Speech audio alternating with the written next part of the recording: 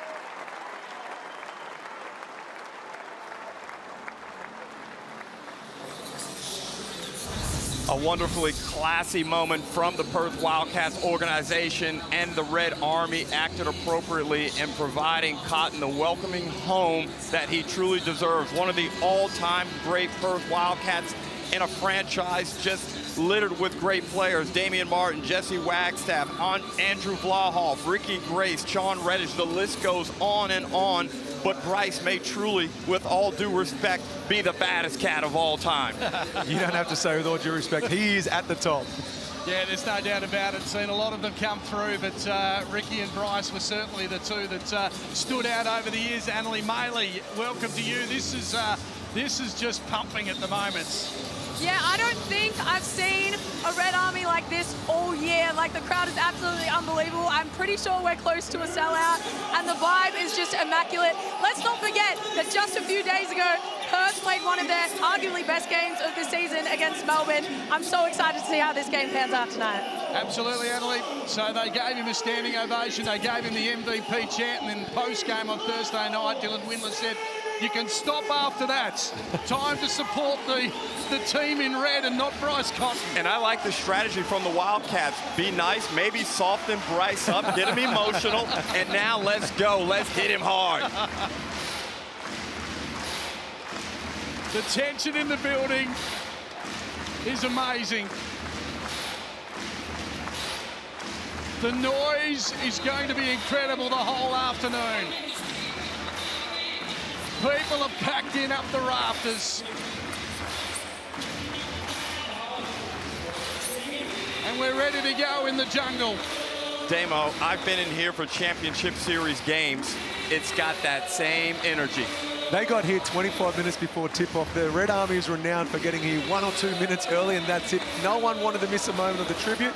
No one wanted to miss a moment of this tip-off. It's not going to get quite the goosebumps. I've got them right now. This feels like Game 3, Game 5 of a grand final series, not a regular season game. And how will he handle it? We saw the emotion pre-game. How is Bryce going to handle this situation? Mate, we're about to find out any second now as he picks up on David Duke Jr. He'll handle it totally fine. The Cats with first possession. The pass to Pepper. That one's a little short. Him flying high. There's going to be a foul there. Landing on top of him is Duke Jr. And on the flip side, guys, the Perth Wildcats have to come out here and be focused and not get caught up in the spectacle that we are witnessing right now. Yep, Bryce is here, but you know what? This is a basketball game between two of the best in the competition. We got a job to get done. Bryce in white this time round. Pass inside, up against Humphries. A little assist there. He's actually career high in assists, Bryce Cotton, as an Adelaide 36er. Really 7 a game, so he's handling it well in his new team. As Duke Jr. gets the crowd cheering for the team in red.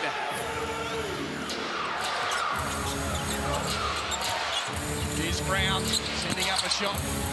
He's tapped away. Well done by Cheatham to keep it alive for the 36ers.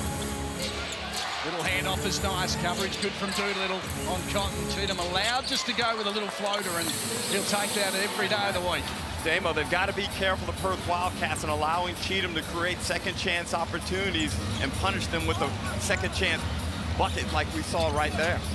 And you got to see the rotations quicker than that. You might say, oh, maybe a non-shooter, but anyone in this league can make a shot mid-range like that if you're wide open. That was not Wildcats defense that we saw only a few nights ago against Melbourne.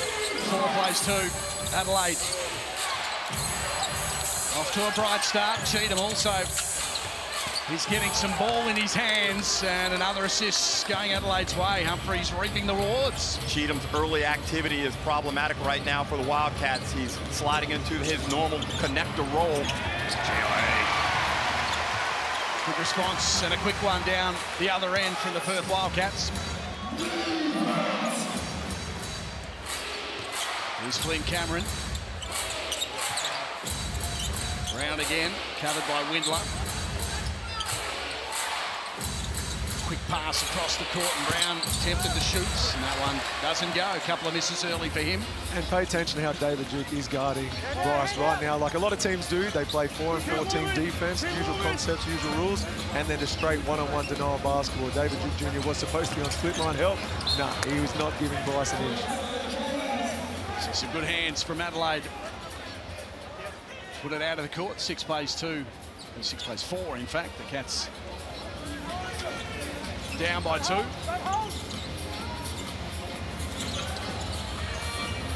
Windler to Doolittle.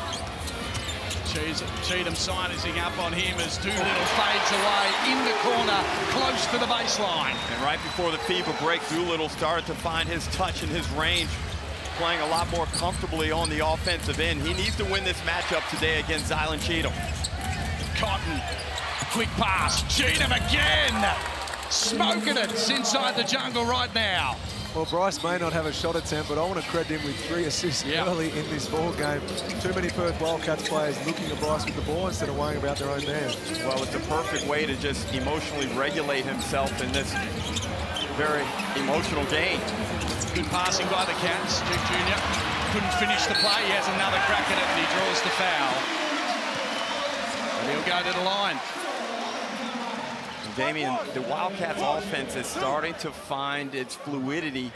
We saw a very comprehensive performance against Melbourne United where they really didn't have any lulls in productivity, and they're coming out looking sharp again today. Already 50% from the field. And I think the man shooting the free throws can be credited with instigating a lot of this. Christian Doolittle's very patient when he's got the ball, but it's about finding his own spots more often than not. Whereas David Duke Jr. pushes the tempo, he makes sure his teammates make the extra pass, he holds them accountable. So the ball movement has been as good as I've seen it in recent times. How badly do you think the Wildcats players want to beat Bryce? Do you think there's any extra oomph to that? Oh, look, they would have circled the game on the calendar just like BC would have circled it when he signed with the Adelaide 36ers and the fixtures came out. Is there a little bit of extra oomph? It's probably a game they're excited about. I don't think it's any more meaningful insofar as we want to tell Bryce we beat him. Right. It's just we can continue being ourselves regardless of the roster or the names on the roster. That pass a little firm. Turnover there for the Wildcats. Bryce maybe into rhythm. No, that one won't go for the little champ. Windler to Pepper, tempted to shoot. He'll slow it down. Doolittle to Windler now. JLA throwing it up and was pushed away by Humphries. JLA is one of the best big men in the competition when he faces up inside the three-point line.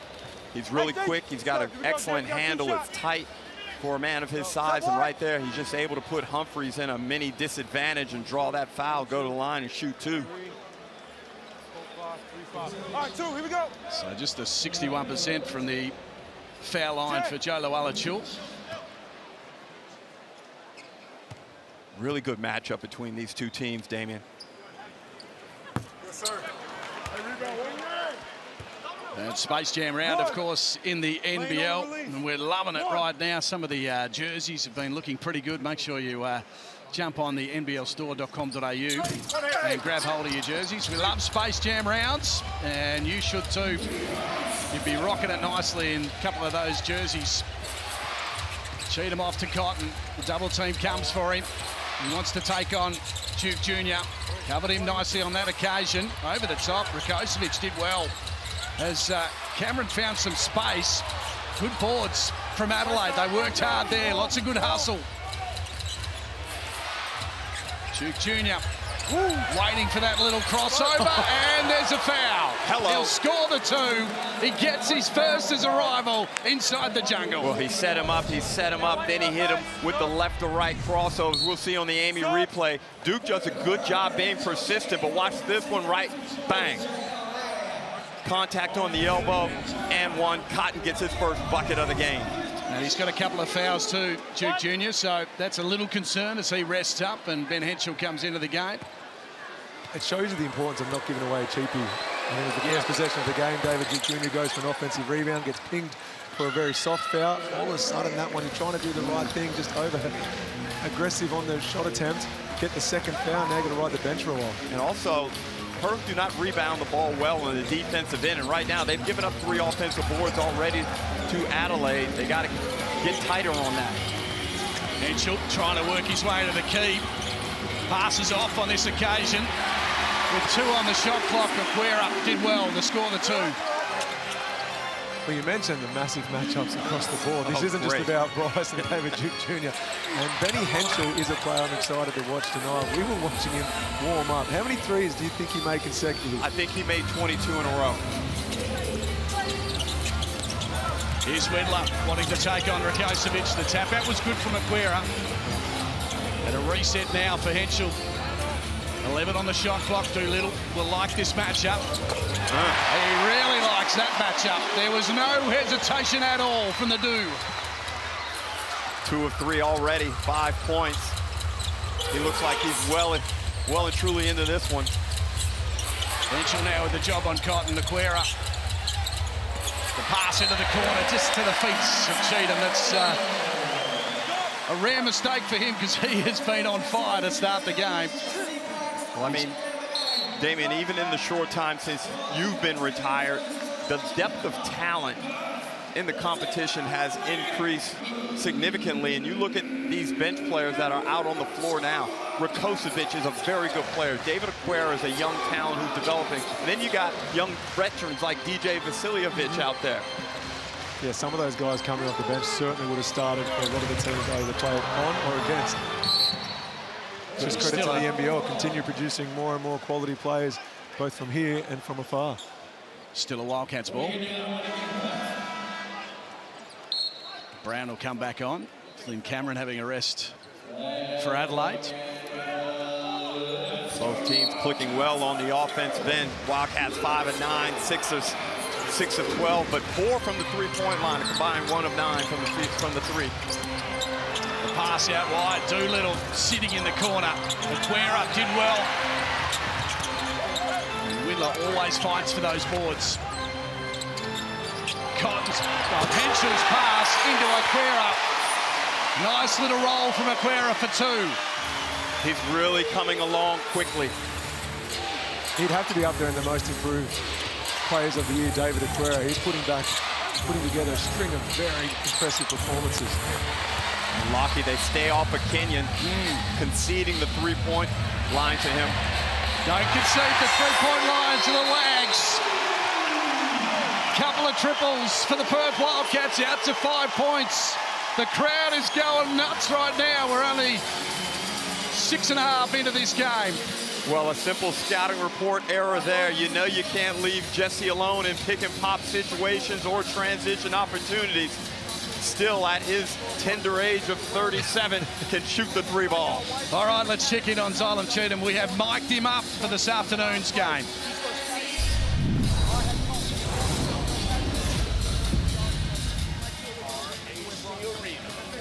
Western Australia. Are you ready for the return of Bryce Cotton?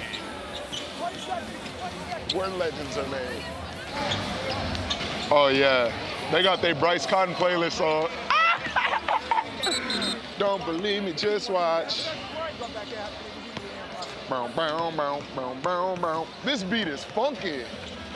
Yeah, this that Bryce Cotton playlist. Let's go, B. Let's go, B. Here we go, fellas. Let's go. Revenge tour, baby. Revenge tour. Let's go. 6 on 3. 1, 2, 3. Sixers. All right, let's mic him up every game. That's a good start. That's a very good start. He started well on court and with the mic as well. He's got the 6 points to his name, Cheatham. 18-13 the score. Annalie's on the sidelines. Annalie. Listening to Mike Wells right there, it was mostly about pushing the pace, so he'd be pretty happy with that one, and then getting more physical. He said that we're just letting the Wildcats do whatever they want. They're walking into shots. We're not pushing them off the line. Let's change what they're trying to get into. Back underway again. Good start for Adelaide. Wagstaff going to Doolittle. Shot clock running out. It's now down to 2. He's going to have to force it up. Not much you can do about that. Good defense for 85 seconds of that shot clock and possession, and then Doolittle just says, I'm too good. 6 points to margin. Brown pressured by Detch. DJ trying to get free. He's a long way out. Usually doesn't matter for DJ. Well, Damien, we know the personality profile of DJ Vasiljevic. This is a type of environment in which he would love to thrive. He's been waiting for this game. It doesn't matter whether he starts or comes off the bench. If there's 12,000 people, he's going to embrace the atmosphere and make the most of it, and he's had a great start since subbing in. And you know he has the mindset that even though there's all this about Bryce here, and the Perth Wildcats are a stacked team. DJ thinks he's the best player on the floor. And that's why many times in his career so far, he has been the best player on the floor because of that mindset. He's got to guard Doolittle on this occasion. A little off balance for Doolittle. He'll get it back into his hands, though, to Wagstaff. A little bit of post-action from the veteran. Got some early points too, Jesse. Gave him a little shot fake and a step-through move. Went straight old school on him. 4,000 NBL points for Jesse Wagstaff. The champion of this club as well. And he'll get a rebound. Well, you talk about the depth of both of these teams. Already we've still got 90 seconds left in the first quarter. Wildcats have used 8 players. Adelaide have already used 9, and there's been no drop-off whatsoever. Good cuts from Ben Henschel. Another assist for Wagstaff, so playing some really important minutes. Rounds under pressure. Anita Settler, this is the man that can usually do it. The pass into the corner's good. Kenyon puts it on the floor, charges through and knocks Wagstaff over. Still be an Adelaide ball. Jesse is winding back the clock. I say that as he's called for his own sub. It's starting to get to him a little bit. But they are really good minutes, as you can hear the reception from the crowd as Jesse goes to the bench. Well, 5 points in just a few minutes. Outstanding production, and those were valuable. He goes +7. And Jaron really is up on the sidelines, coaching like he's an assistant coach. Yep, just telling Dad what to do. Big step back from Bryce, top of the key, bang! 2 points though. Bryce is always good about sensing when things might be getting away from his team, and that's a big bucket right there. Henschel again, being quite aggressive, and the offensive foul. DJ did that well, read the play. Red 10 offense. Well, we see that often with young players, Damo.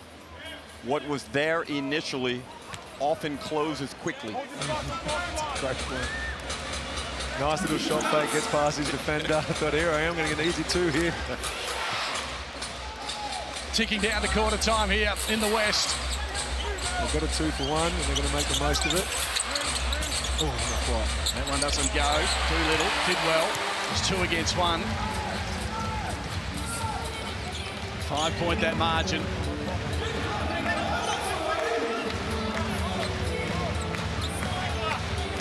He started the game brightly, Doolittle.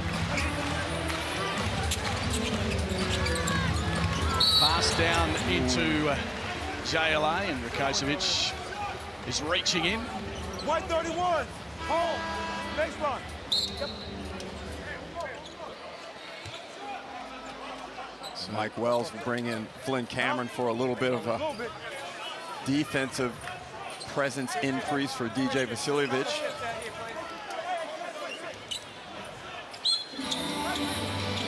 So they go back to Joe as well. He puts it on the floor. Good defense in the end. That one rattled around for Luala Chul. A chance here. They get it to Bryce. Puts it on the floor. Speeds his way to the goal and lobs it in. With a half second to go before quarter time, Bryce shows his brilliance. And it's a 3-point ball game here in Perth. 25 plays 22. The Cats lead the way.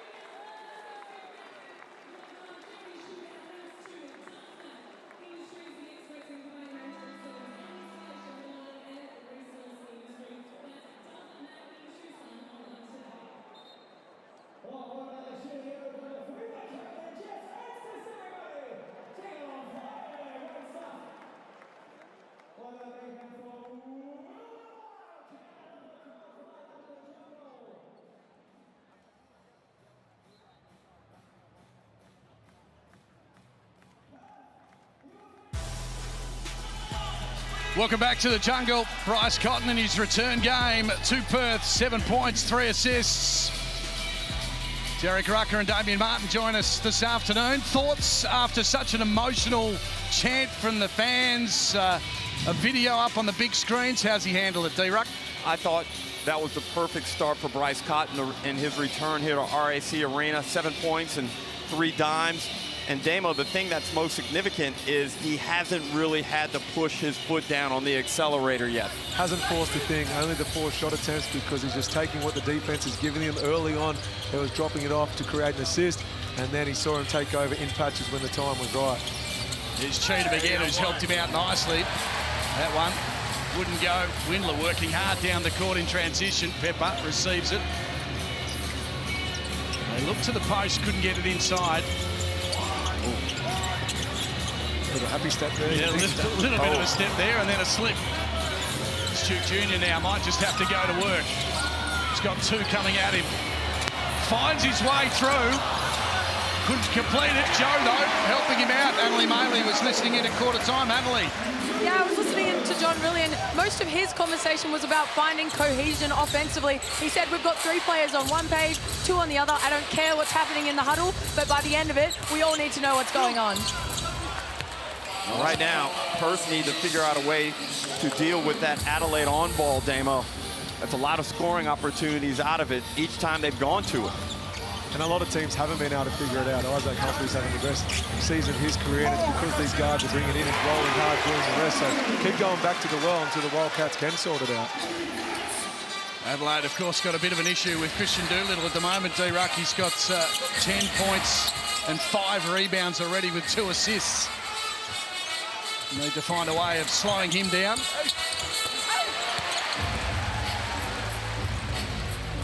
Here's Pepper.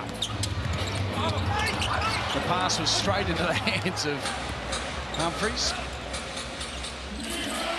Now it's Bryce again. Duke Jr. has the 2. That one just a little off target.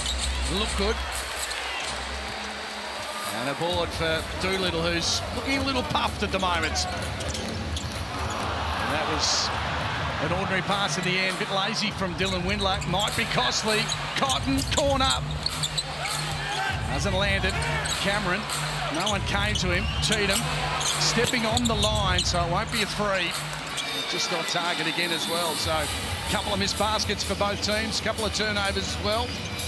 We've got a 5-point margin here in Perth. Olawala Chul to Windler. They'll go back to their big man, averaging 18 points a game. And another 2 there for JLA. He's up to 6. And again, he gets the opportunity to face up.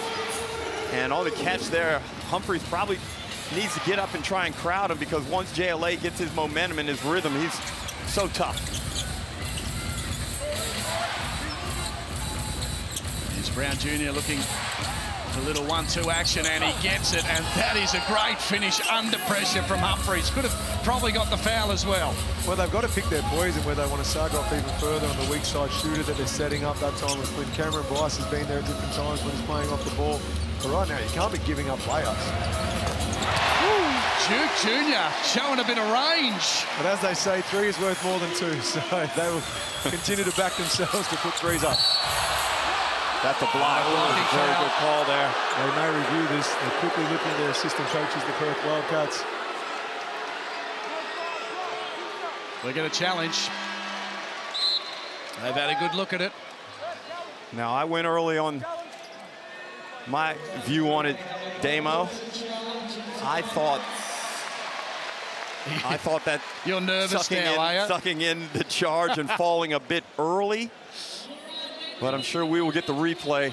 T-Rex just a bit nervous now. My initial reaction was he was in a good position, but as far as where he took it on the chest, but I thought he might have been too far into the ring. I thought he might have been in the charge circle. So let's have a look. Here's the challenge. Cheatham up against Doolittle.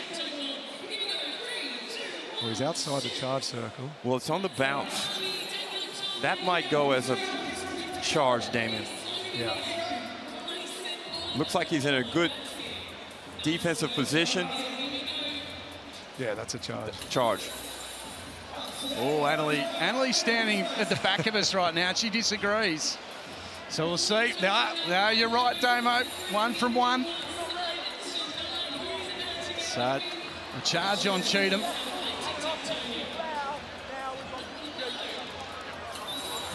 And it's been a pretty clean game in terms of fouls. Only 8 fouls whistled. And we're already well into the second quarter. And I think Perth would be very happy with the tone of the game right now. Their guys look very confident. They look invested in what the game plan is. And they've just got to continue to try and keep a handle on Bryce. And you know the run is coming from him individually, but it's how you respond to that, and can you sense when it's coming before it strikes you. And I thought it was a wonderful first quarter by both teams. They were good with the ball, taking care of it. They were efficient with scoring, but it was almost a sloppy start to this second quarter. But now I think the Wildcats are starting to find their groove. And Pepper attacking the baskets. Getting So another strong 2. in the upper body.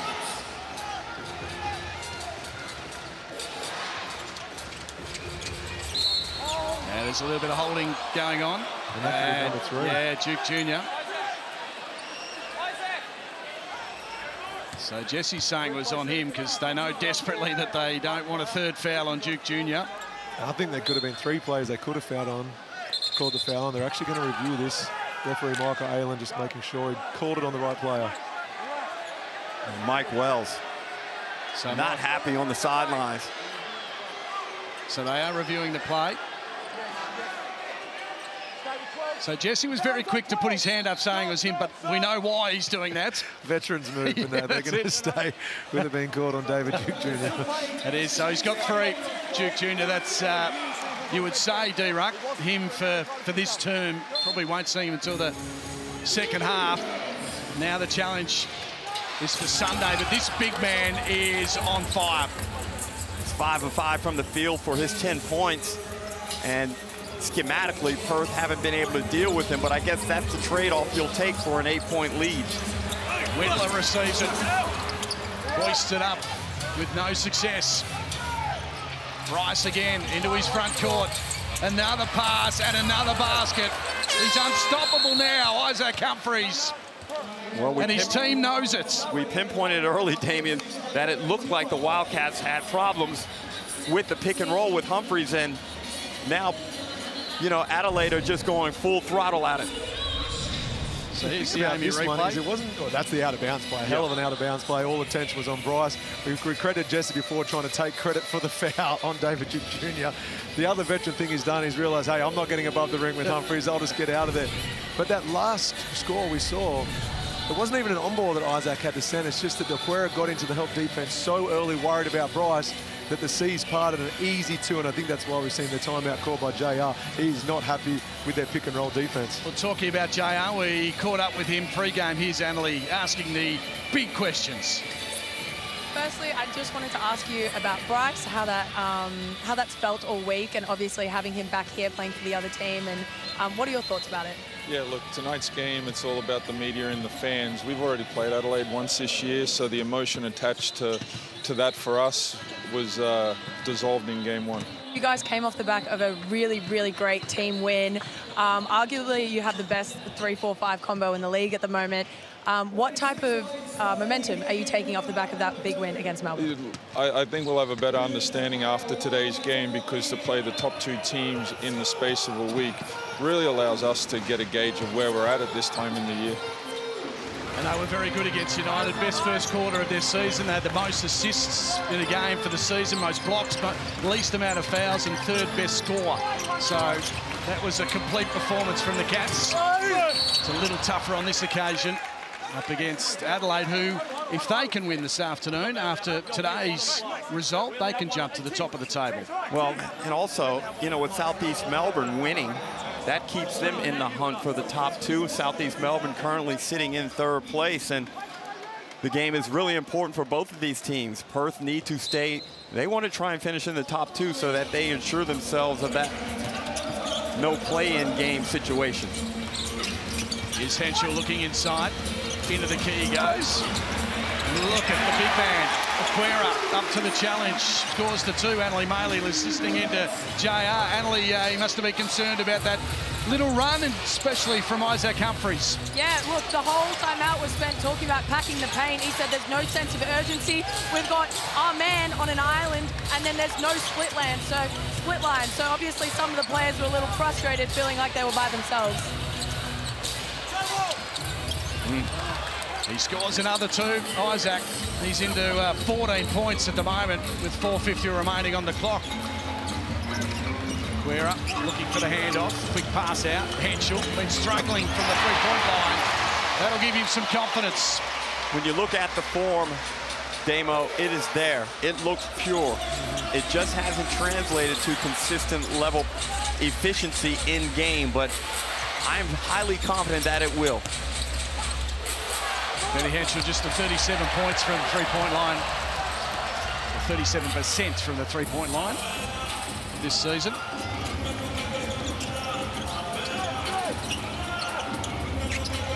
Quick pass to Detch.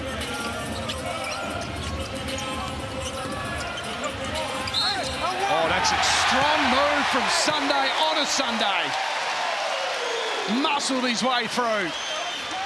Well, that's twice now they've taken Cotton down in the paint and played bully ball against him, elevated up. And Sunday Desch now has the opportunity to finish this and one. Perth making their move midway through this second quarter. That was a strong take by Sunday. He looks like he's somehow gotten even stronger. And he's got a little bit more offensive game to him. He's hit a couple of threes the other nights. Well, that's why Bryce was guarding him so closely. You've got to respect that three-point shot. And that's why Sunday said, OK, I'll try and take you off the dribble and use my size and strength. So he's 46% from the three-point line this season. Career, he sits at 32. Big improvement since he came back from injury, but this play continues to work. Yes, it does. There was a foul. Well, going back to the numbers he's rattled off this season versus career, we used to live by the theory, go off the last 3 games. So if someone's going through a bit of a purple patch, you're going to treat them and guard them slightly differently. For him, he's having a great season from beyond the arc. Oh, we're looking forward to this. Of course, Perth is the place to be between the 15th and 18th of January. Hoops Fest, and the legend himself, Allen Iverson, is coming to town. Tickets from $12. Make sure you check it out. Great to have Allen Iverson. You would have been a big fan. You played a lot like Al. Absolutely polar opposites, but yes, I did love watching him do his thing out there. One of the best crossovers you could imagine. And I know Bryce Cotton was a massive fan, grew up idolising Allen Iverson along with Kobe Bryant, but Allen Iverson being a similar size, he said, he's the player that he modelled a lot of his game on. So Hoops Fest, it's a place to be here in Perth in January. Jump on a kite and come and see us. Beaches are good, weather's good, and the basketball will be sensational as Henschel misses. 2 of 5 from the field, and a little slap of the arm from Sunday. He had good position. There was really no need to hack down on Cotton and draw that foul. Don't cross the line.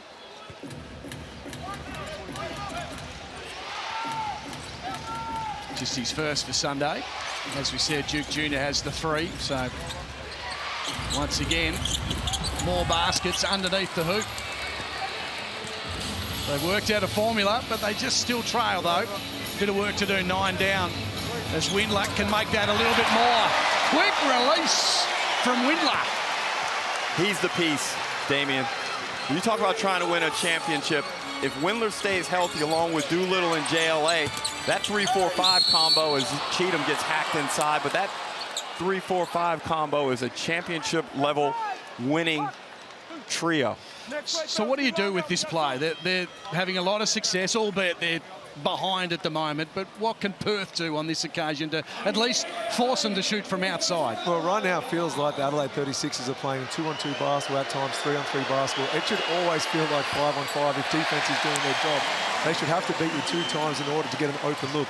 right now that is drawing the double team, dropping it off, getting the layup, or dropping it off, easy drop-off pass the second time for a layup. It can't be that way, so the rotations are a little bit too slow. I haven't seen one hook pass. Burgers. There we go. Paddle is the code word. We've got burgers here in Perth. Excuse me for getting sidetracked there, because I knew what was on the line, and dinner is sorted. But right now, I want to see Adelaide 36ers have to throw a hook pass out to the weak side three-point shooter and then see if Wildcats can then run him off the line or do something else. Right now, they haven't been forced to throw any hook passes or skip passes because of the Wildcats defense giving them that drop pass or layups. And also, we must be consistent with our analysis, because we are always asking teams to allow someone else to beat you other than Bryce Cotton. And right now, the Wildcats have the lead. And from my perspective, if I'm putting a coaching hat on, I'm not too worried about it. Isaac Humphries scored 40 today. Okay. As long as we win this and maintain a strong lead, this is what the plan is. So it's out to 12 at the moment. Spread of scorers, Humphries has 17, so he's on his way to 40. This has been an impressive start. He's 100% from the field. What is it about opposing players coming to Perth during the week? Thursday, Tanner Krebs came to town and he was 100%, and I think he was 8 from 8 to get us underway. Had 20 odd in the first half. And now Humphries is doing the job. Everybody else in single figures. Cotton with 7 and ball in hands. That came off a leg, foot violation. And as you heard, 14 on the shot clock, 14 points is the margin, 10 to Doolittle. And then a pretty even spread amongst the other players. 6, Joe Loala-Chul, 5 for Dylan Windler, and also 6 for Aquera. Spinning out of trouble, Cotton throws it up, Cheatham finishes it. Bryce now with 6 assists, so he's doing a good job in reading the game and managing it. But down on this end is where Adelaide need to get some stops. 49 points at this stage of the game is excessive. Windler. Humphries had a lot of ball, but it'll go on Cheatham. And I had a chat with Adelaide head coach Mike Wells before the Brisbane game in Adelaide, Damien, and he's very aware of the historical significance of finishing in the top 4 in the defensive rating. They sit outside that top 4 now, and he understands that they need to get into that 4 in order to theoretically be a chance of winning a championship. And rhythm and timing is everything at the offensive end, and the Wildcats getting into the flow of their offenses. They're moving the ball where they'd like to, whoever they'd like. I would love to see Adelaide try and junk it up, force some back cuts, force some double teams, whatever it may be, so they can stop the fluidity of the Wildcats offense. So Bryce is doing the general roll at the moment. Crossover, and it slipped over, but still got it to Humphries. And under the legs, another foul. An imposing figure. Humphries, of course, it's his best first half of the season so far with the 17 points, and the big man can go to the line for more. And you could see Bryce's mindset change there. That time he was looking to score. The dish off was a secondary notion. He understands, like, we're playing okay on the offensive end, and Isaac's getting a lot of opportunities, but the deficit's 13, and he needs to pick up his scoring now. And if this is a close game come the fourth quarter, I loved when the superstars, the scoring machines on any team, they're allowed to have 2 or 3 bad shots because they need to get a few looks in earlier in the game. So if the game's on the line come fourth, they've got 10, 15 shot attempts up as a bare minimum. Right now, Bryce has only had the 6 shots. So I hope to see a few more in these last 90 seconds. Good or bad attempts. Yeah. He just needs to see him go up. And Adelaide are 1 of 10 from the 3. Once again, they get Doolittle on the matchup against DJ. That time he doesn't finish the play. Maybe here a little bit of momentum for Adelaide. This man, ball in hands, pass inside, off balance, but it didn't matter. Oh, and so too was Cheatham. Lob pass to Doolittle. Henschel, not a great pass. Goes back to get it. Cheatham on the break though. He could finish big time. He flies through the air for a dunk. And Adelaide's bench is incensed. They felt like Cheatham got fouled the possession prior, and maybe even on that soaring dunk as Cotton leads him up the floor. 2-foot leap. He got fouled on the right arm, but still is able to finish it. Well, Cheatham has been terrific. He's scoring points. He's up to 10. He's flying high in Space Jam round. This is the Tangerine timeout. And, of course, we've mic'd him up for the game as well.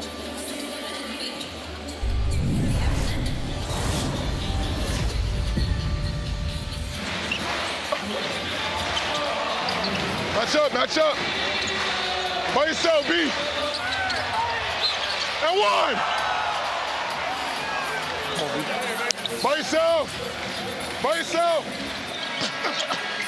Hey, and one. Stay with it, stay with it. Hey, we got a rebound. Yes, sir, DJ. Yes, sir. Way to come in and clean up. 10 points is the margin here in Perth. Very vocal, Simon Cheatham, which is nice to see. A lot of passion about his game, and it shows on the court. And we've got a minute to go before halftime. It's been an impressive start from the Perth Wildcats and Isaac Humphries, you'd say. I love talkers. I love teammates who are continually out there communicating, because you know when they're talking, they are where their feet are. They're present, they're in the moment, and they can sometimes switch their teammates on as well.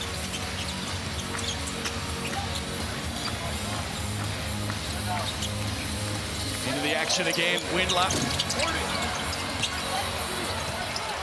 A little short on that three. This is a guy who I want to see get himself going. Troy Brown Jr. came in with good credentials, but really hasn't had that game yet, Damo. Into his 5th game as Adelaide 36 up, and that one's an air ball for Bryce. They were nice to him pre-game. They made him aware of his miss on that occasion.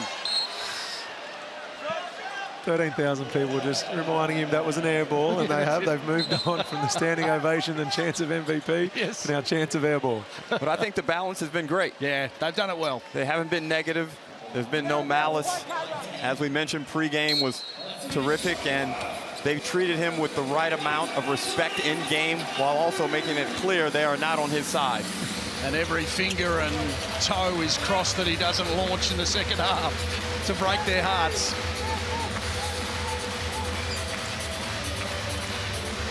Sunday to Joe Lualachu, a bit of a fumble. He's going to go to work now. Off balance, and he's wedged it in there. So a sluggish start from JLA, just the 6 points to his name. And a couple of rebounds, so he's had some trouble with Humphries. Get a quick timeout here from the 36ers to see if they can utilize this last 3.2 seconds to get a look at it. And they haven't had much else offensively other than Humphries, Cheatham, and Cotton.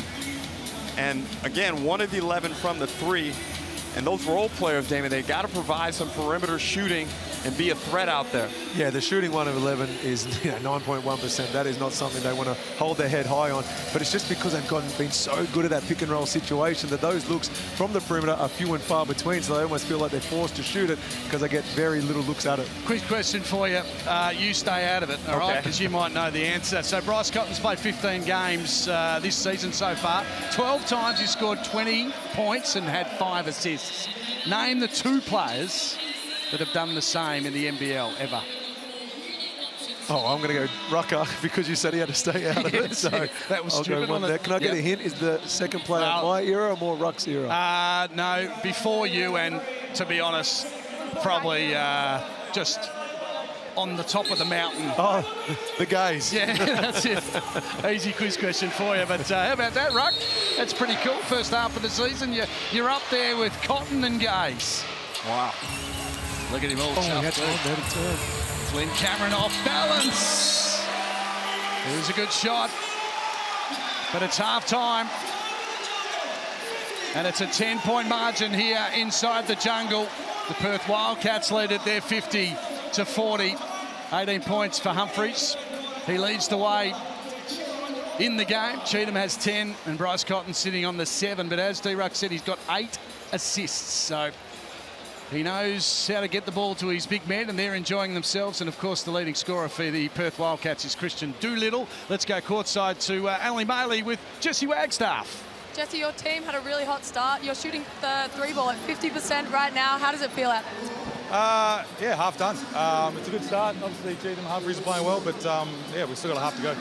Also, you're rebounding the ball really well. Like, it's one of the first times this season you guys have been winning the rebound count at half-time. Has that been a focus this week? It's a focus every week, right? You win the rebound count in this league, and it goes a long way to winning, so hopefully we can continue that in the second half. And yeah, going into the second half, what do you think will be the main points, especially how do you stop Isaac Humphreys when he's on a roll like this? Yeah, their two bigs have been doing a great job, so obviously helping off, and, you know, BC's a hell of a player as well, so stopping him as well. All right, best of luck. Cheers. There we go. A very serious man, Jesse Wagstaff, when he gets interviewed. It's 50-40. The Wildcats lead it by 10 here in the West.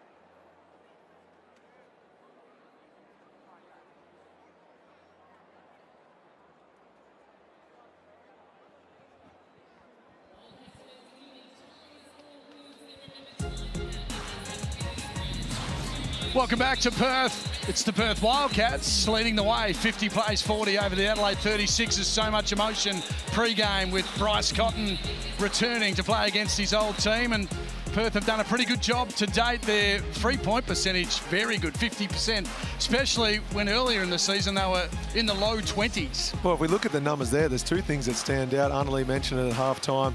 The rebound count, heavily in favour of the Perth Wildcats, but then the assists, playing out of that pick and roll game, there is a big reason why 15 of those assists to the Adelaide 36ers have probably come out of getting Isaac Humphreys some easy looks at the ring. Yeah, and of course the Wildcats have knocked down 6 threes in the 36ers. As we mentioned, only 1 of 12 from deep, and that pretty much is the reason for the disparity in this margin.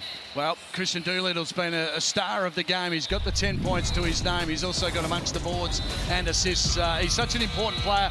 I know Joe Luala-Chul gets the numbers, but you'd have to say that Doolittle's probably their most important player. Well, you feel like a broken record, at least I do. Every time I commentate a game that Christian Doolittle is playing, I always talk about how efficient he is, how patient he is. He doesn't necessarily try to force anything. He just knows what his strengths are. He plays accordingly. He finds his spots, and then he goes to work. So another great performance in his first half from Doolittle, who I agree is probably the MVP right now. And if you look at Christian Doolittle's Blackmore's player profile, got 10 points, 2 of 4 from the 3, and that's an area where I think as he continues to improve as a professional and be that MVP candidate type player, that's going to be the difference in his game. And of course, he's always good on the glass as John really continues to talk to his troops. Dang, look at the focus in that Perth Wildcats locker room. What do you think he's saying? I was going to say, when we first came back, we were having a look in the locker room, and Jesse Wagstaff was leading the way. And if I could interpretate his body language, it was all about how we're going to guard that pick and roll situation, leveraging, hedging, getting back, trying to disrupt the offense. But right now, I dare say JR is talking about let's stay on the boards, but let's stick to our game plan, collapse the key, and stop giving up layups. And we all came to see one man in particular in this game. His name is Bryce Cotton. He's got the 7 points and 8 assists. He's been impressive so far. So much pressure on him, and I don't think he worries about pressure, D-Ruck. Well, he hasn't been scoring like we know he can and probably will need to in the second half to get the 36ers back in this game, but he's played a good game. And this is kind of symbolic of how he's performed this season. He's taken more of a pure point guard's role on, and he's been great in distributing the basketball and getting his teammates opportunities. 8 assists with only 1 turnover in the first half. Yeah, and that's 8 assists is Cotton's best in the first half of this season. 50 plays 40. Solon Cheatham has been an absolute star with the microphone on.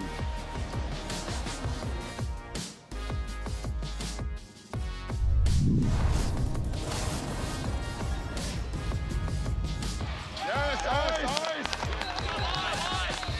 Other side, please, other side.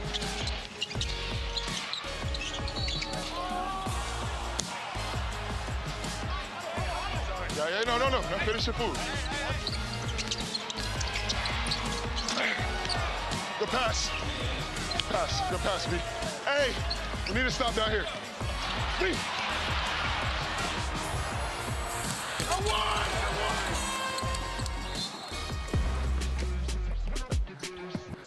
Want to hook up you and your mates for the ultimate NBL VIP experience? Here's what Bunnings has got for your crew.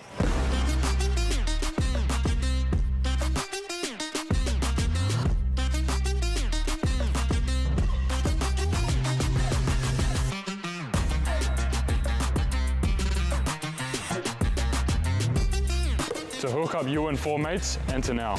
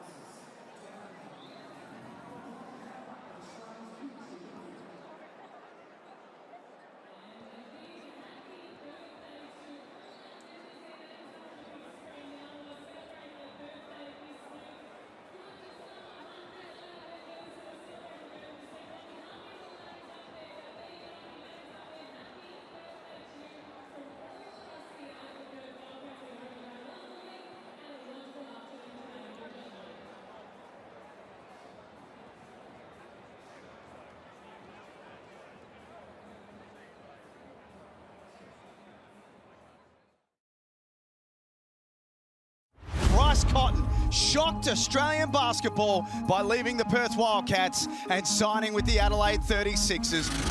But if you look at the resume, it is spectacular. Bryce Cotton has arrived in Adelaide.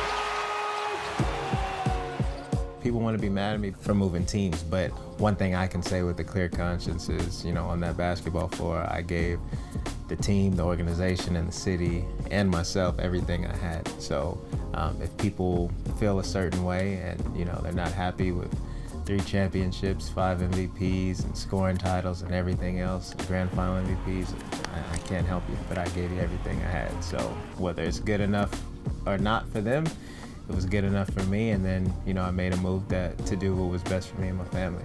As far as my teammates go and the coaches over there at Perth, there's nothing but love for my teammates, or ex-teammates and ex-coaches. So it's gonna be cool to see them, and it's gonna be fun, and it's just like practice, except there's gonna be refs out there and a couple more people watching. He's the star of the show, coming back to the ROC Arena to play against his old team. It's a packed house, around 13,500 in attendance. Pretty much all tickets were sold, just a couple of singles available, pretty much to come and see this man who created so many memories for the Perth Wildcats. Creating plenty of memories for the Perth Lynx is Anneli Maley. Anneli, what do you got for us as this second half gets underway? Well, first of all, it feels like there's no spare seats available. Like, that's what the atmosphere is like in here at the moment. But I really think, what you mentioned, that Adelaide are only shooting the 3 ball at 10%. They need to draw on the gravity of Isaac Humphries to get their shooters some more open looks. Like, DJ some more open looks. Bryce, he's not really going to get any open looks, but use the gravity of that big man. And then from Perth's perspective, they need to be careful of packing that paint and not letting Isaac get free rolls to the basket. Good on you, Adelaide. Straight into it. Elijah Pepper with a lot of confidence. Well, he comes out and welcomes everybody to the second half with a 25-footer. No offense. Do you think that's what Jack drew up at half? I highly doubt it, Damo. So Duke Jr. back with the assignment on Bryce Cotton. Has the 3 fouls. Cheatham, an easy, another little 2-pointer. And you know what? If I was Elijah Pepper, I'd shoot it this time right here. Why not? You're already ahead of the game. It reminds me of when old school Will Farrell gets up there and does the speech, and then he blacks out and goes, oh, I don't know what happened. I just completely blacked out. But hey, the outcome was exactly what they would have wanted. You know, he's had a good start to the season, and in this one he's got 5 points. He's 2 of 3. I think he understands clearly what his role is. I don't think he's under a lot of pressure to try and prove himself. I think it's quite clear he is someone who's going to be in this roster for years to come. Yeah, Jaron really obviously took the starter spot there for a while, out with a hamstring injury. Then it was kind of down to, is it Pepe, is it Henschel, who's going to be that player? And right now, Benny Henschel is coming off the bench, showing his thing. He's doing a great job tonight, but it's Elijah Pepper's spot to lose. Little handoff to Cameron. Elijah Pepper running with him. Cheatham decides to give it to Brown. As D-Ruck said, they'd like to see this man get going. One can't drop. Here's Windler. They needed to defend him a lot better than that. And that hurts. You miss a layup on the other end. Troy Brown Jr. really hasn't gotten himself going, not only in this game, but this season yet. Only 31% from the field. Misses that driving layup, and then the Wildcats come down and punish him in the transition play. Windler knocks down a 3. I just do not think Adelaide 36ers were expecting this coming out of the second half. They might have spoken about X, Y, and Z in the locker room. They were not coming. They have not come out with the intent required when you're down 10 on the board. Here's the live ladder, of course, as I said early in the game. Adelaide, a win here gets them into first position. So there's a bit of incentive. And of course, Perth just wanting to get a bit of a roll on. They've had a bit of an up and down season, change of import, gathering a bit of momentum, hopefully get really back later on. But Damo, a couple of weeks ago, we were talking about the top 5 being so different to the bottom 5. But now if we look at that live ladder, the top 4 have started to create some space. And then you got a clump of teams just fighting there. It looks like there now may be 2 play-in spots up for grabs.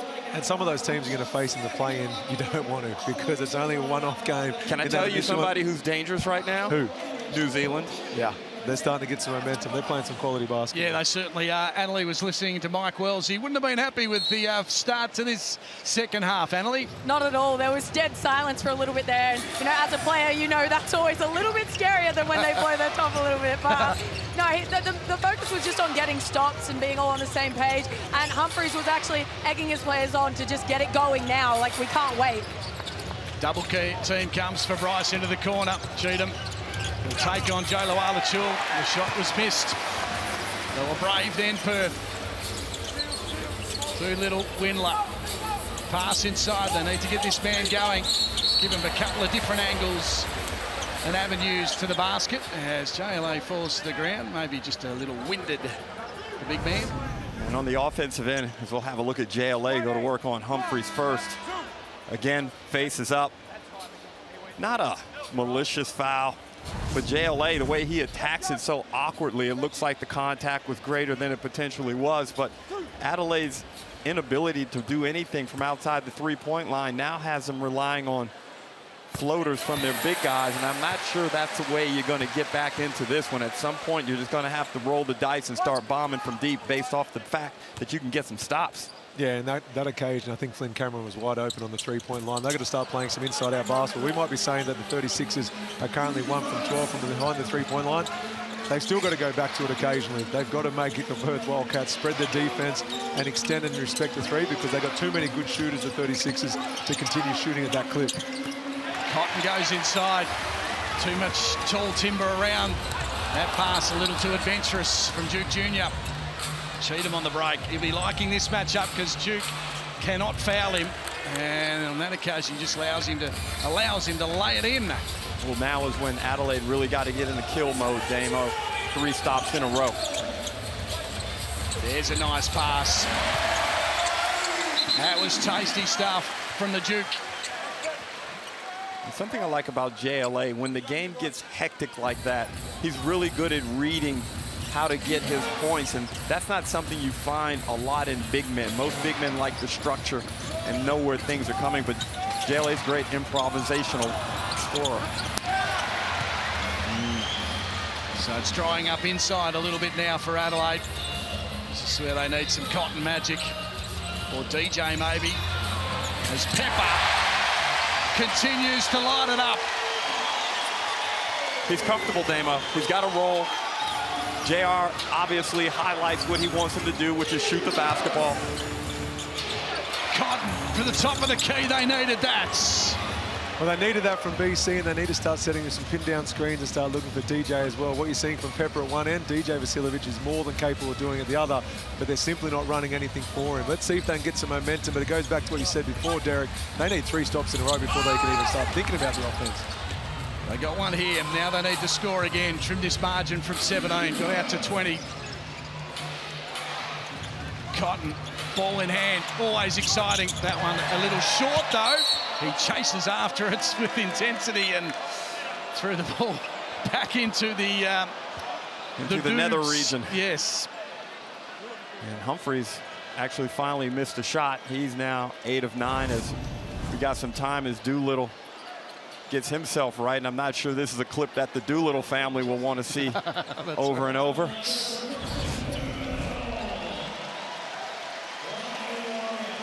He's up and about now. And there's no real time frame on recovery from that sort of injury, Damien. We all just sank a little lower into our chairs. Here we go, we're back at it. Yeah. Focus on the basketball, Damien.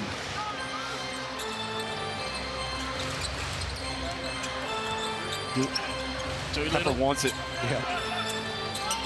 He's feeling it, Pepper. Screen wasn't set for him, didn't matter. That was never getting past. Here's Cheatham.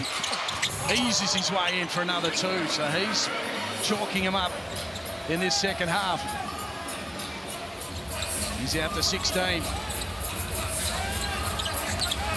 JLA, oh, too easy. Doolittle under the basket, just sends it off the glass.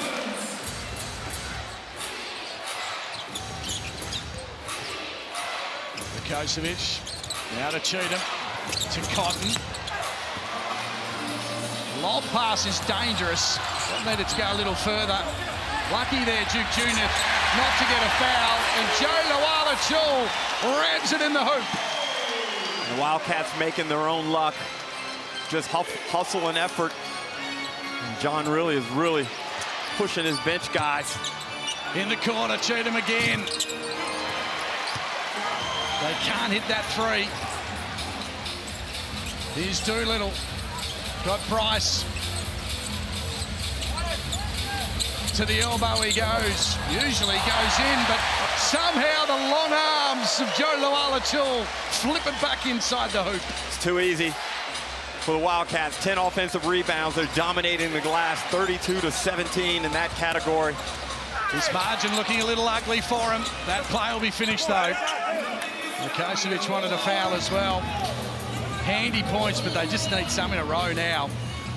And Bryce has been unusually short on some of his shot attempts, Damo. Yeah, a couple of air balls we've already seen.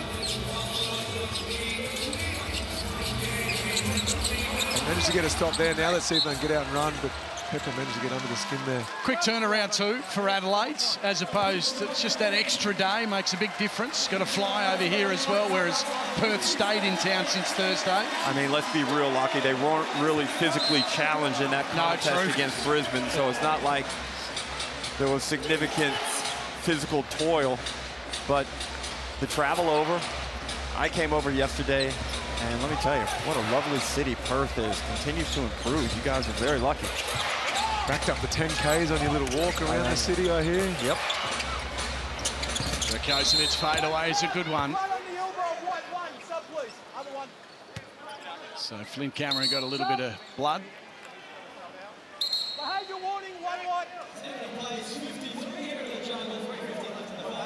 So down 17, the 36ers. You look at ways to try and get back into this defensively, and I'm not sure they're really the type of team that can get up the floor and press and generate turnovers. That's just not their identity. Yeah, I was going to say you've got to start playing some sort of high-risk, high-reward, but I don't know if it's a 1-2-2 press because I haven't seen much of it, so it might be more about picking up full court at the bare minimum, but then trying to go into some double teams, going into whatever it takes. Just, looks like it should have been an offensive foul there. But little things like trying to get under the skin of the opposition, because they do. They need to get some quick stops and start getting into the running game.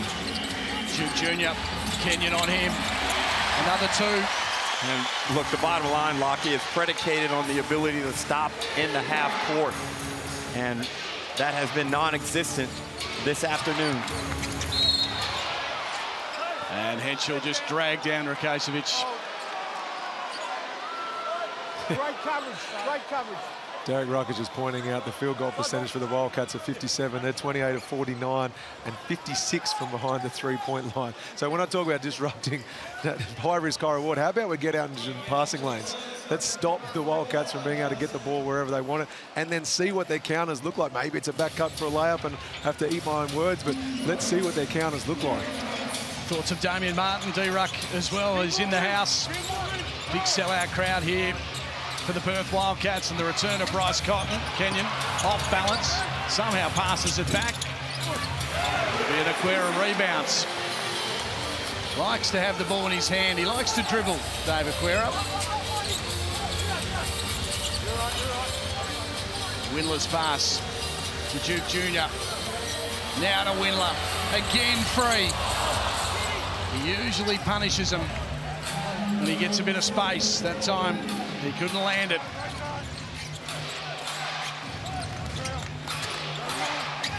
Needing a little momentum now. Henschel all over Cotton. Cotton pushes him off. Again from the top of the key, 3 points. And that's the risk you take when you push him right, which is what I believe is the correct scout. Henschel hesitated the first time, needed to go straight away. Aquera with the crumbs. Missed basket from Ben Henschel. Bit of momentum maybe now.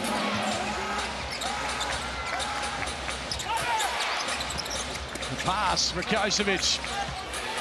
Spins around Aquera, and it might be an offensive. It is. Just the swinging arm as he got around Aquera. They got him for the hook. The Amy replay here. We'll have a look. Just grabbing him around the heads.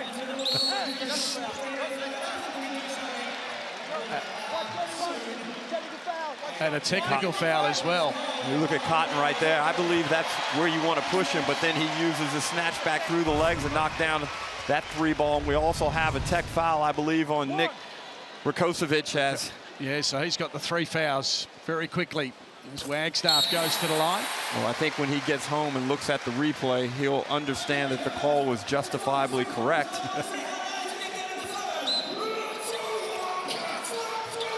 So a little let off there for Perth. Adelaide seem to be coming. Back out to 17. Got out to 20 earlier on. Duke Jr.'s really getting a bit of confidence about him. Here's Sunday Detch to Joe Lawala-Chul. Time ticking away. 6 on the shot clock.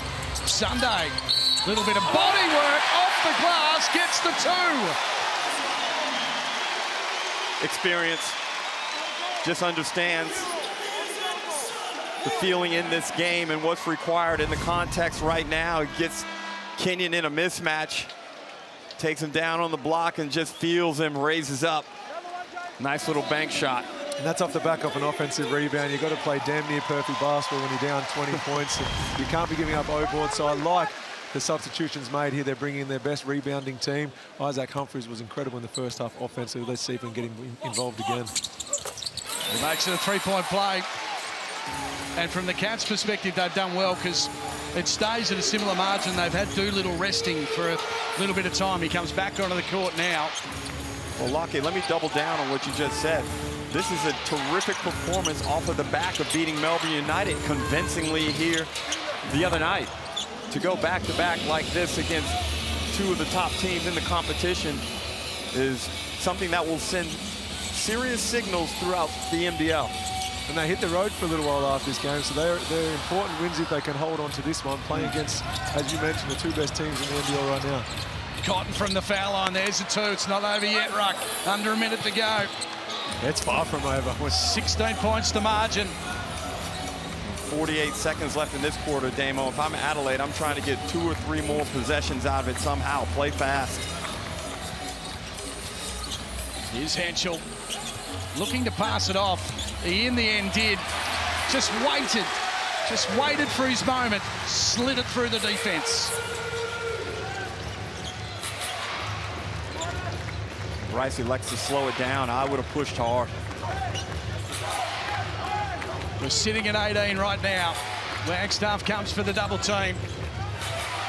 Cheatham to Brown. Needing more from him. Maybe this one. It doesn't go. 6 seconds. Wagstaff gets on his bike. Falls into the boxes behind as the long throw won't land. And it is 18 points to margin with 1 quarter to play here in Perth. 78-60 is the score.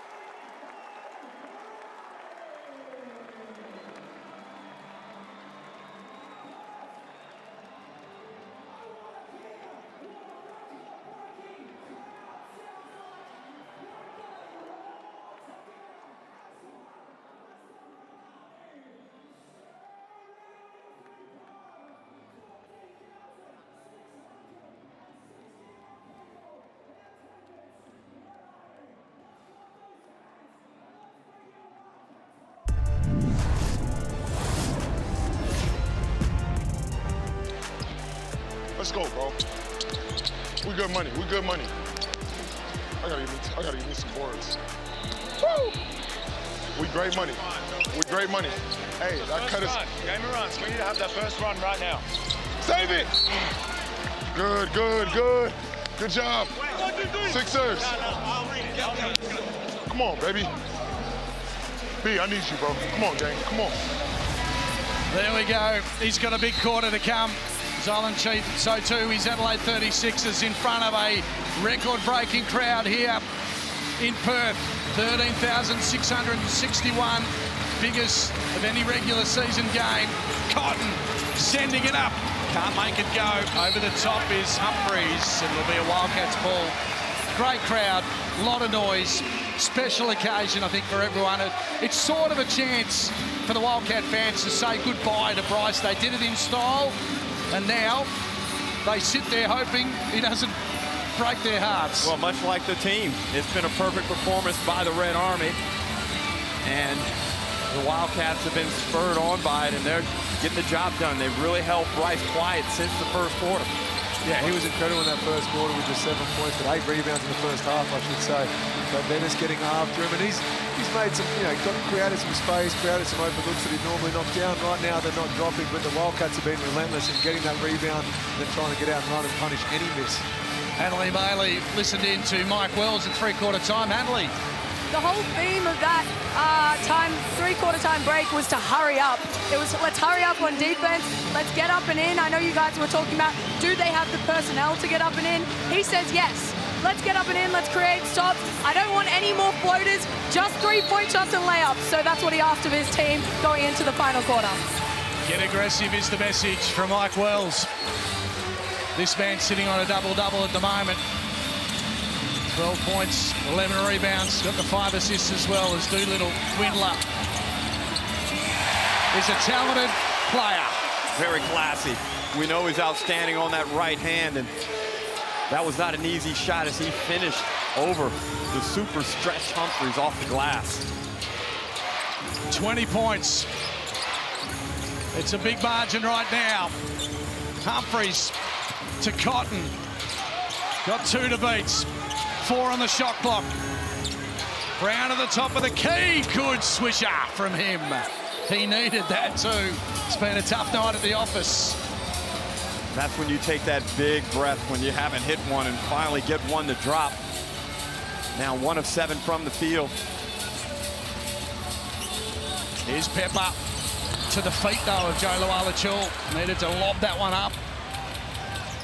Bryce listening to his coach. The ball movement good, the speed up the court good. And just unfortunately, the basket wouldn't drop, but Cheatham will go to the line. 24 is the Amy replay. And Cotton dancing. Sets up Troy Brown Jr. And those are the ones you want, straight on. Shoot it strong. Shoot it full of belief, despite not having hit one previously. Of course, the latest standings, the full schedule and the tickets. Make sure you jump on because the Ignite Cup has been magnificent so far this season. Good night of Wednesday night basketball. Visit NBL.com Ignite Cup. And more info, go down to the QR code. What did I say on Thursday? You called it a barcode? Barcode, that's right. A man up with technology. Swisher. Yeah, well, it was a bit of a swisher. That one wasn't a swisher. Damo, let's start doing the math. They can get it down to 10 by the 4-minute mark. They've got a lot more speed in their game, haven't they? A lot more intensity, a lot of energy. Pass is good. Cheatham inside, fancy. And John really desperately needs a timeout because they're coming now. It would not surprise me. Would not surprise me if that's exactly what they do, Rocks. They're just going to say, get it back to 10. Get it back to 10. Tangerine timeout. 14 points is the margin. So, bit of a different looking Adelaide 36ers as this last quarter gets underway, D-Ruck. Well, Humphries up to 22 points, finishes that last one, 10 of 11 from the field, and just a little bit of pop creeping into the Adelaide 36ers, and good time out there from John, really understanding that he needs to curtail that rhythm. Yeah, there seems to be only a couple of players that are really hurting Adelaide 36ers in patches, but then for the last 2 minutes, I feel like there's been multiple players stepping up defensively, leading to some easy ones at the other end. So 80 plays, 66, 22 points for Humphries, 17 to Cheatham, 15 to Bryce Cotton. And on the flip side of that, he's got the 10 assists as well. So Cotton's got the double-double like Doolittle. He's got 12 and 11 and 5. Joe Luala-Chul with the 15 points. And it's 80, plays 66 inside the jungle.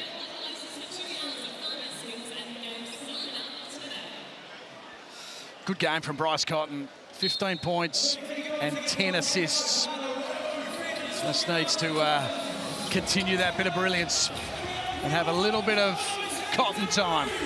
A little bit of Cotton time, but if they can get 2.5 minutes of quality team basketball, get this margin back to 10, they've been far from their best, but if they can be only down 10 with 5 to go, they'd be feeling pretty good about their chances because they've got some prolific scorers who can get those points up fast, including DJ and Bryce in particular. So Humphries gets called for that foul, and Annalee was listening into John Rillie. Annalee. He'd be pretty happy with that. The main message was to continue getting downhill. He said that he doesn't want Adelaide to take away from their pace. He wants to keep playing, and if it does get into a half-court grind, still go downhill, run some slice actions, take it to the paint. It's always good to come out of a timeout and be able to get to the free throw line. It just builds your confidence and stymies the other team's momentum. And thirdly, Damo, it allows them to set their defense here. Yeah, there's key moments within games. People talk about clutch moments being, the dying seconds of the shot clock or the quarter. These are the 2.5 minutes that will dictate the game, whether we're talking about a close one with a minute or two to go, or whether Wildcats are going to have a double-digit margin. They continue to score, though, the Adelaide 36ers. A little bit of a nervous time around the stadium here. Duke Jr. to Windler. And drew the foul. He stepped into it. Now, Coach Mike Wells is saying that Windler stepped underneath Humphries. And this will be interesting to look at. And Windler's also looks like he's done something to his shoulder, which is already strapped, but yeah. He gets Humphries up off of his feet. Humphries has a right to land. Ooh. I'd love to see the other angle. They used the coach's challenge already. I would have thought they might have gone upstairs if they hadn't. So Humphries has the 4 fouls now. So I'm pretty sure, I'm getting old, but I don't think they have used the challenge, have they? John Rillie had a successful one. I don't remember Adelaide using one in this game. And again, Windler plays such a great role as a quality import. At times he's a role player, at times he's a star. And his ability to do both is what makes him so important and versatile in this lineup for the Wildcats. And as corny as it sounds, at all times he's a good teammate. And sometimes you don't get that, from your teammates, and in particular from different imports who are more worried about how it looks on the box score than it does as far as just getting the best out of your teammates, whether you're riding the bench or out there getting rebounds, steals and blocks. 13 points is the margin. Perth need to score here, and they do. They went to their big man. They lobbed one in. They continue to be under a little bit of pressure from Adelaide. Spinning around, Humphries doesn't go. Duke Jr. on the break. They go downhill. Can't get past Cameron. Pepper. Joe Luala-Chul. Now to Windler. Doolittle been a little quiet in this second half, but he did all the hard work early on. Now he's under pressure, and the dude does what he likes. Physical offensive play, followed up by great touch. JLA, Windler, Doolittle, and Duke Jr. absolutely killing Adelaide as Humphries continues his assault on the rim. 24 points. 15 points now with 5.5 to go. A lot of tired bodies, these two teams playing 2 games this weekend. A little bit of reaching in from behind. Windler lost possession and then turned it over. Flynn Cameron puts on the skates and he'll be fouled hard and forced to the line. Now right here, Damo, is when we find out what do Adelaide have in terms of press or up the court pressure. They get a chance now down 15, about 5.5 to play. Perfect opportunity to start picking up full. And what's disappointing is they had the opportunity to get together in a huddle there and potentially make a call on the floor, but you know what? They didn't come together there for a huddle, and that is almost a non-negotiable. Even just making sure we're on the same page for the next offensive set, let alone junking up defensively.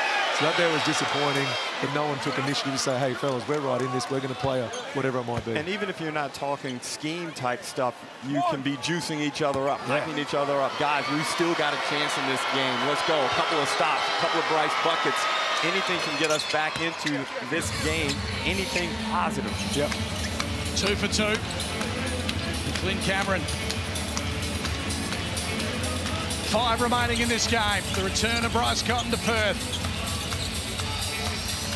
Henschel wants the screen. Doolittle nearly loses possession, settled himself, and sent it from a long way out.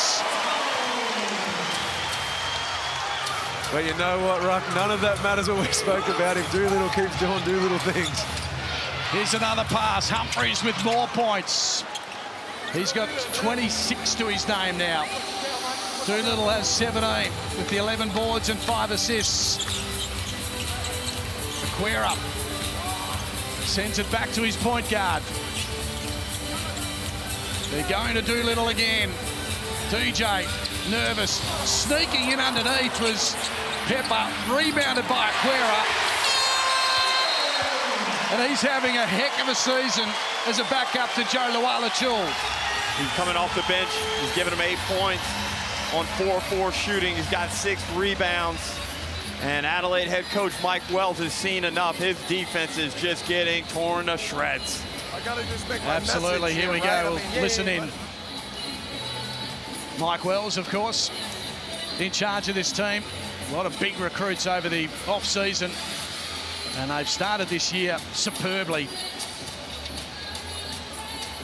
We'll listen in a moment just to see what he's got up his sleeve. With 4:27 remaining, it's 92-76 here in Perth.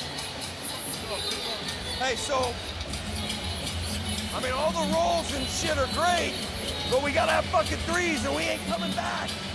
Like, we gotta roll and you gotta spray it. Rub 5 Miami, rub 4 Miami. Okay, let's do the pin down that we started the fucking game with right here. Okay, and we gotta get some walk-up threes. We'll go this way. DJ's up here. We're rolling. We got DJ behind. We gotta get threes. We gotta press up. So there we go, 92-76. He's not wrong. They do need threes, but the problem is they've been so poor on the defensive end. If we look at the quarter-by-quarter scoring, 25, 25, 28, and now they've already, you know, Perth are on the road to 30 in this quarter. I could just imagine my daughter's at home there yelling swear jar 3 times, and it looks like Mike Wells is getting cold for Christmas. Yeah, I apologise for the swearing. Here's Cotton. Trying to get free. Fancy passing. That was great ball movement. Yeah, set it up nicely. He's seen enough of that. He wants some threes. So Humphries now, well, he's right on his career high of 28 points. That was against Cairns in 2024. So he's enjoyed a really good night. And there's an offensive foul on Aquera. And Joe Luala-Chul says, I want a piece of the action with 3:56 remaining. And Zylan Cheatham will be subbed out of the game, as Wells obviously wants to spread the floor, and Cheatham looked to the bench like, me? And not surprisingly so. He's been great with his 19 points, but you mentioned that they're all about threes now, spacing the floor. They're going to back Humphries to enough in the keyway, and everyone else will let it fly. Into the corner. DJ lets one fly. That is an absolutely incredible shot. The ball does not drop below his ear after the catch. Drifting to his right, knocks down a corner 3. Pass inside. Joe Luala-Chul's pushed out of the way. DJ says, yep, that was me. So it's got to 11 points. Been the closest it's been since early in the game. Cats have been able to hold it around 13-20.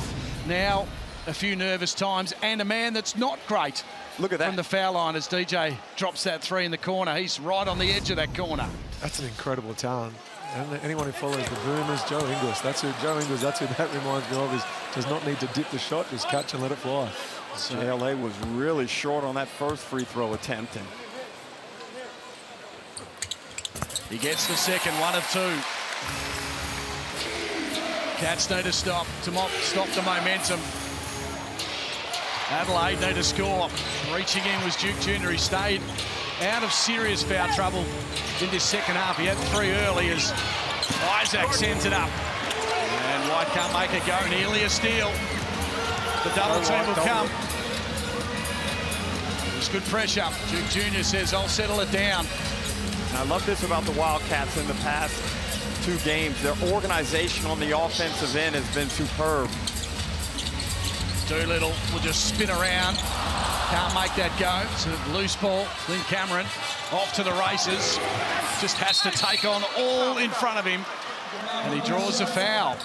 Well, Lockie, I said a few minutes ago at the 4-minute mark, they could get it to 10. And it looks like it's going to be the 2:40 mark, Damo, which isn't horrible. It's not the worst result. It's not ideal. It's not ideal, but the game is still very much alive. Massive free throws coming up here, but they've got to back it up with a stop at the other end. And Cheatham comes back onto the court, and Humphries sits down. So a smaller lineup for Adelaide as they attack defensively and from the three-point line. First drops in. Back to 11.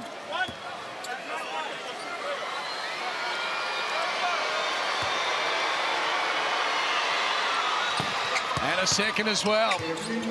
A turnover here. Here they are in their 1-2-2. Whoa. Henschel nearly loses it to Windler. He'll settle for a 3. It rattled around. So here we go. He had DJ. There's DJ. Cheatham aggressive to the basket. Should have gone out to DJ, or was that the right move there? Earlier could have been, but regardless, if they're playing some high-risk, high-reward basketball, that favours them that instance. I love that they're going to back themselves all in, and you mentioned only with the 2:41 to go. Now it's down to 2:23. Reminds me of a game, similar situation I was playing in. We were down by 10 at that stage, and I said, guys, they do not score for the remainder of the game. They do not score. One of my teammates looked at me and said, mate, there's still another quarter to go. I've gone a little early, a little early. So Cheatham to the line, he's 1 of 4 from the line, and he misses that one.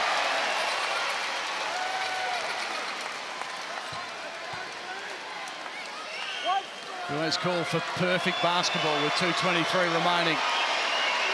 And I like this lineup for Adelaide in terms of being able to get up the floor. They've got some smaller, quicker guys out there with Cheatham playing the small ball 5. The double team will come, but Henschel was there to help him out. To Doolittle. They'll chew up a bit of time on the clock. Cotton goes to him. Oh, dear me, what a block! Cheatham was flying high to stop that one. Now can they finish it with a 3? Cotton. DJ puts it on the floor. Out he goes. White for 3. This would be big, and it is. It's massive. Great penetration by DJ Vasiljevic. Finds his benchmate Isaac White, who knocks down the 3. There's Joe underneath the basket. He'll have to be fouled very hard. And he was. Foul. There's nothing malicious about that. And Joe Lualachul only shoots. That is a massive block. Cheatham jumping up, and then out it goes. And a big basket for Isaac White. Then down the other ends, reaching in. That's exactly the way you commit a hard foul in this modern era. So we're reviewing it for excessive contact. What are we thinking there? I don't. The head is the part they're going to get, because he does connect him high initially, but he does braze him. But yeah, what he did with the arms, I've got no issue with. But it's that initial contact high. Just the 2 shots. So that's regular the way the foul game should be officiated, in my opinion, Lockie. And he's 2 of 6 from the foul line shooting coming into this game, 61%. So it was a good foul. 6 points to margin. He eases the tension in the building just a touch. But wow, this has been a good fight back, and we knew it was coming. You could feel it. The shots just needed to drop. That one didn't. 7 points. That's the margin. Minute 42. White to Cameron. Big screen set on Henschel. Into the post they go. Cheatham to the feet, though, of White. It'll be turned over.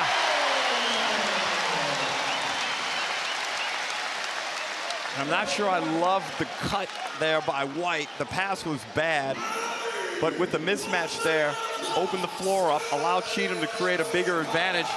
See if we can get some kick-out threes. Yeah, I don't think the Wildcats were going to double team regardless of the mismatch because they're so cautious of that three-point shot. Here's Henschel to Doolittle. The other thing is, too, while Adelaide have fought their way back into the game, Cotton hasn't had a lot of shots in this final term. So maybe they need to just give him a little bit of 30 seconds of brilliance. Duke Jr. Cheatham on him, the crossover. He loses it. No, he doesn't. Into Dylan Windler. The floater. Offensive foul. Good defense, Adelaide. And this lineup has done a really good job defensively, scrapping, getting up the floor, just trying to get a piece of the basketball whenever possible. Plenty of time. Minute 6, timeout Adelaide. There we go, 94-87 is the score. Tangerine timeouts. The fans were standing, they'll rest up for a minute of madness here in the NBL. And Adelaide's defense has lifted. They've only allowed 16 points in this quarter, and they've got 27 of their own. You think they're drawing up a three, or they're just trying to get an easy one? Because I could see the Wildcats going 1 through 5 switch here. At the rim penetration. And just expecting a slip from a Humphries, because there's going to be pin downs, there's going to be staggers. They're going to make it look like they want to get a 3, but I could see them trying to get an easy 2 within the first 6 or 8 seconds of this shot clock. And as I mentioned, Cotton hasn't scored in this term, so they've played such great basketball, put a big score on the board without Bryce scoring. He's got the 15 points. He does have 12 assists, though. And actually, Damo, if you're looking at time management, hard push, draw, foul isn't bad either, and allows, again, gives you the opportunity to set up your defense as the troops get back out on the floor. Wow. This one's got suspenseful quickly. Oh, absolutely. It was a great story coming into it. It was all about Bryce coming back to town and taking on his own old team. And now his new team has 13,661 in the house, feeling very nervous. They've led for most of the game. And it's been in double figures for a lot of the game. Doesn't matter, though, because we've got a minute 6 to go. Cheatham, hands off to Bryce. Straight away a shot. Straight away it goes through the hoop. 4 points the margin. The Juggles come alive. Duke Jr. They handed to Doolittle, their MVP, spinning straight into trouble, then got blocked. Great defense, Adelaide. Comes and he's knocked over. He's going to the line. And Doolittle protesting hard. And a tech foul. Wow. Doolittle's got a tech foul. Red 5, block. Technical foul. Red 5, 1 shot. 1 shot. Borderline deserving, Lockie. I was watching him the whole time as he had a discussion with referee Ken Widgeon, and I thought that was clean on the other end as Cotton knocks down the first free throw.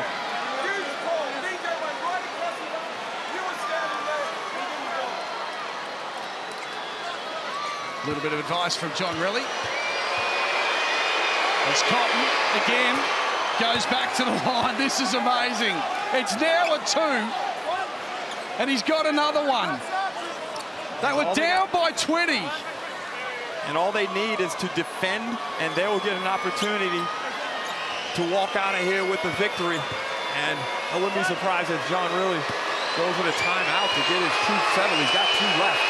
It was 18 points at 3/4 time. It is now a 1-point ball game with 38 seconds remaining. John really wants to talk all about it. What a story. NBL delivers on a Sunday afternoon in Perth. Terrific fight back from the Adelaide 36ers. Both feet were in the grave. Make no mistake about it, but they hung tough.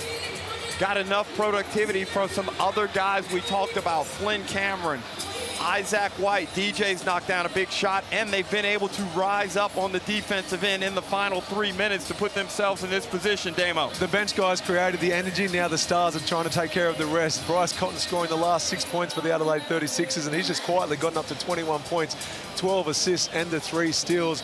But there's multiple possessions left in this game, and it's only a 1-point margin. This is exactly what we came today to see, and it is living up to it, albeit taking to the back end of the fourth quarter to get there.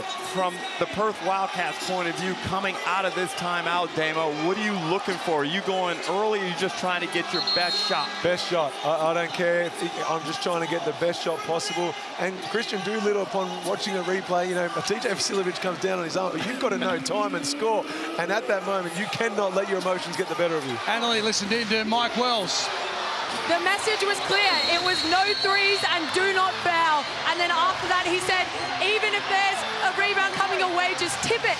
Tip it if you feel like you can't get it. But the message was super clear. Do not foul the ball. Do not let them shoot a 3. And Adelaide have gone back to Humphreys and Cheatham inside. Time ticking away. Wildcats led by 18 at three-quarter time. Duke Jr. under pressure. Wagstaff comes for the screen. Duke Jr. in front. Swatted away. Big swat away now. Cameron looking for Bryce Cotton. In the end, leads it in for 2. They've taken the lead, Adelaide. 13 to go. Duke Jr.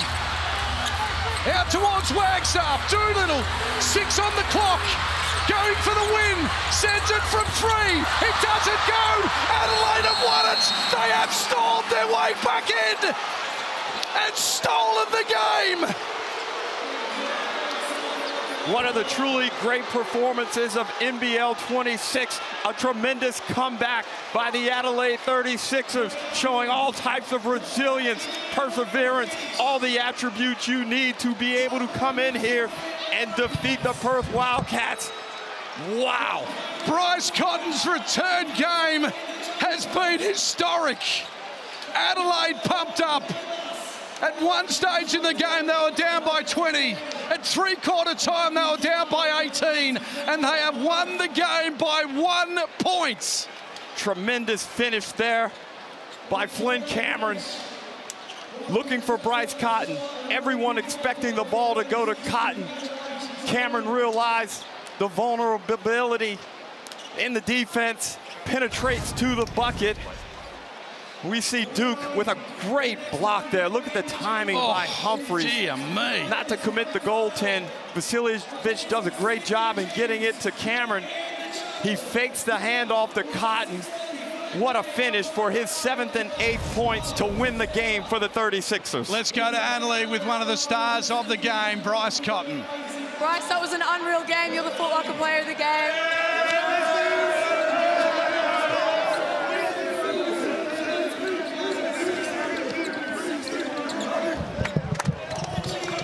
I don't need to ask how your teammates feel about it. Tell me how you feel about that game. I don't know what just happened, to be honest, but Z brought us in together. I think at the start of the fourth quarter, he said if we're going to go down, we're going to go down swinging. I told him, hell yeah, let's get it. And we clawed out a win. Yeah, that was an unbelievable finish. Like, how does it feel to be playing here? Just talk to me through your emotions. I mean, Perth is always going to be, you know, my home. My wife's family's from out here. That's my family now. I'll probably always live out here. So it's all love for the fans and my teammates and coaches. They always know it's all love. And then talk to me about this team, your teammates, moving forward. Like, that's a massive win. So what are you going to take out of this to bring into your next couple of games? Just understand that we can't wait until, you know, we get punched in the mouth first. You know, we have to strike first, especially when playing on the road. Perth is a hell of a team. They do a great job crashing the boards. And, yeah, I think that's where it lies. Congratulations. Hell of a game, Bryce. Appreciate you. There he goes, Bryce Cotton. What a terrific performance. 21 points, 12 assists. He had 3 steals as well, and in the end his team got the chocolates, and that's all Bryce would care about. At one stage it was officially 21 points to margin. Perth looked comfortable, looked home and hose. Wasn't the case. Some great coaching decisions, and as he said, Xylem Cheatham making a few little changes as well. But Damien, we see the evolution, and this sounds crazy to say, of Bryce Cotton as a player. He didn't force it, he never pressed. He allowed his teammates to get into this game and made critical plays and shots when necessary. Finished with 12 assists, and I'm in shock. I'm stunned. I know you must be as well. You don't have to be the better team for 40 minutes, but you've got to be there or thereabouts and then step up when it matters the most. And that fourth quarter was all Adelaide, and credit to the bench players in particular. They created the energy, the effort, led to some scores, but then their superstars, that man in particular, closed it out when it mattered the most. 1 point was the final margin. We'll take a deep breath and we'll talk more about it in just a few moments. Adelaide winners.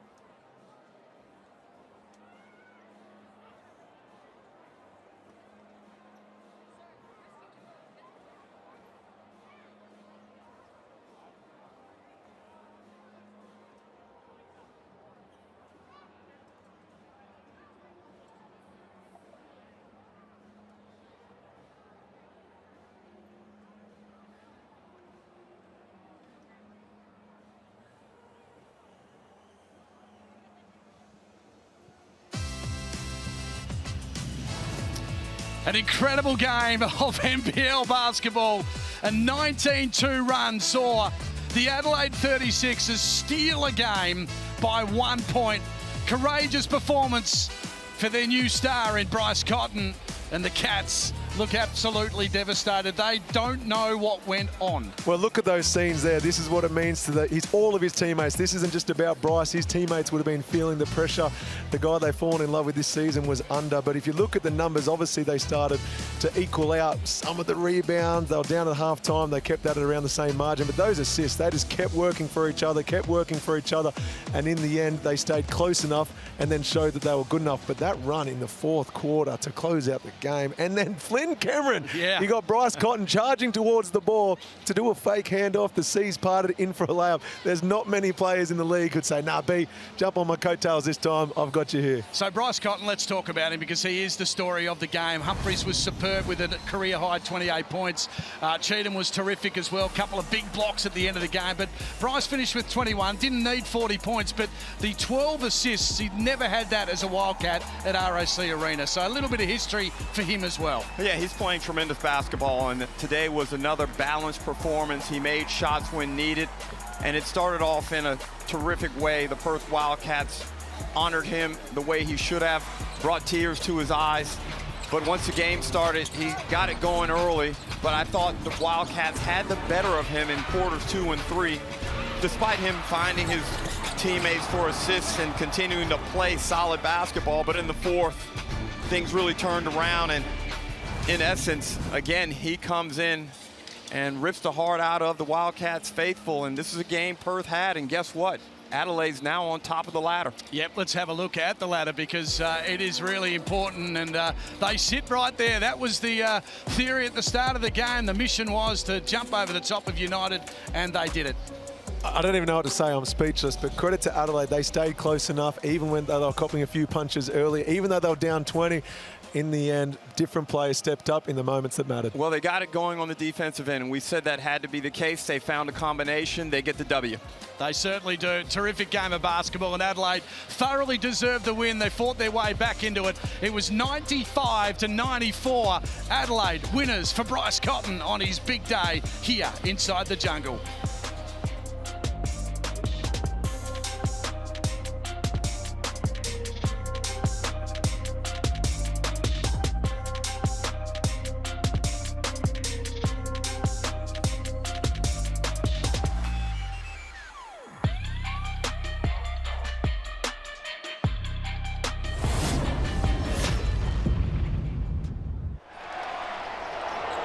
This program is brought to you by Hungry Jack's and Bunnings Warehouse.